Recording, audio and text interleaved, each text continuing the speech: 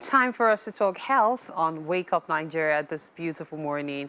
Now, with me is Odunola Olabintan. She's going to be telling us something very interesting, especially for people who have always wondered about cervical cancer, the need to get vaccinated, the importance of vaccination. Actually, so many things we're going to talk about this morning. Now, just so you know, she is a medical doctor and social entrepreneur with cogent experiences in advocacy, teamwork, and strategic planning. She's a TEDx speaker with years of experience in advocacy and health, media, and communication. She'll be talking about beating cervical cancer and all you should know about the HPV vaccination. It's such a pleasure to have you here with us. Thank you. Good morning. It's such a pleasure to be here. Good morning, indeed.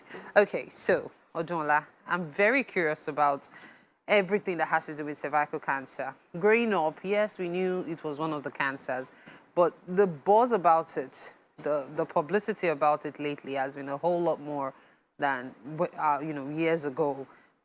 What is it about cervical cancer? Why is it so, in quotes, scary? Okay, so cervical cancer is the second commonest cause of death in women in Nigeria. So after breast cancer, you have cervical cancer. Globally, after breast cancer, there's lung cancer for causes of deaths, cancer-related deaths in women. So it will be breast cancer, lung cancer, and then cervical cancer globally. But in Nigeria, it's breast cancer and then cervical cancer. And why I think there should be proper buzz about it is that cervical cancer is highly preventable. Right? It's a cancer that if you catch it early, at least the survival rate in 5 years is about 90%. So if you catch it early, the treatment is there and it could as well as be cured, right? But if you catch it too late, maybe stage 3 or stage 4, it's very fatal. That means that the person is most likely going to die in the short term. But if you catch it early, like the survival rate is good. So I think that's why there should be proper buzz about it, because it is a very preventable cancer and it's also because it's like a huge number of deaths. So the statistics, recent statistics says that over 12,000 Nigerian women have cervical cancer and 8,000 of them will die as a result of cervical cancer in the same year. So that's why it's important that we keep talking about it. It's a disease of huge public health concern. So how do you get checked for cervical cancer? You know, I know there's a particular age that when you reach the, before we talk about even checking, let's talk about that age limit. So you can get vaccinated for cervical cancer between 9 and 14. Yeah.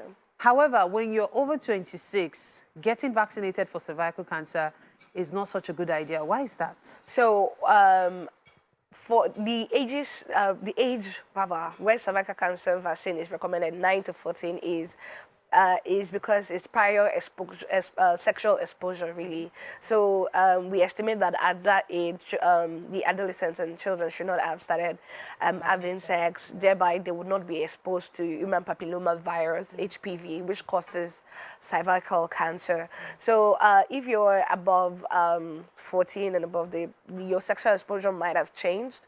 But up to 26, you can still get vaccinated. But above 27, it's just recommended that you get pap smear done. So we'll talk about cervical cancer prevention or treatment in stages. There's primary prevention. Primary prevention is getting vaccinated, 9 to 14, then to 26. But by the time you're over 27, secondary prevention will come into play. You can get a pap smear done. Pap smear is a test where cells are taken from the cervix and tested to see if there are cancerous changes. So if you do a pap smear, it's recommended that you start at the age of 21. If you do a pap smear, 21 to 29. If you do a pap smear test and it's negative, your healthcare professional will recommend that you repeat the test every 3 years. And if there's nothing, by the time you're 30, they will not start testing for the virus itself. So they will do an human papilloma virus test. Okay. And this is for women. Let me just be clear. So pap smear and HPV test is for women. There's no test to test for the virus in men yet. So by the time you're 30, they will do both HPV and pap smear. So if both are still negative and there's nothing going on, then they will recommend the test every 5 years. And by the time you're 65, there's no point testing anymore, because at that point, it's assumed that you don't have the virus or the changes anymore. So there's something for everyone at different stages, but sexual exposure is a huge You know, contributor. you talk about sexual exposure. It also brings me to something. You know, this is me talking from a layman's point of view. We have older people who are still unexposed to sexual intercourse. So let's say, for example, you have a 35-year-old or a 38-year-old who hasn't. Can the person still get vaccinated? Yes. As long as you're not exposed? I would not say that as long as you're not exposed sexually. Age is still a factor, but if you're above 26, it doesn't mean you can't get vaccinated at all. But you have to discuss your options with your healthcare provider, right? So it doesn't mean that you're 27 and you can't get vaccinated, no. But discuss your options. Some women are at more high risk than the others. For women that have HIV, for example, their options change. Like the conversation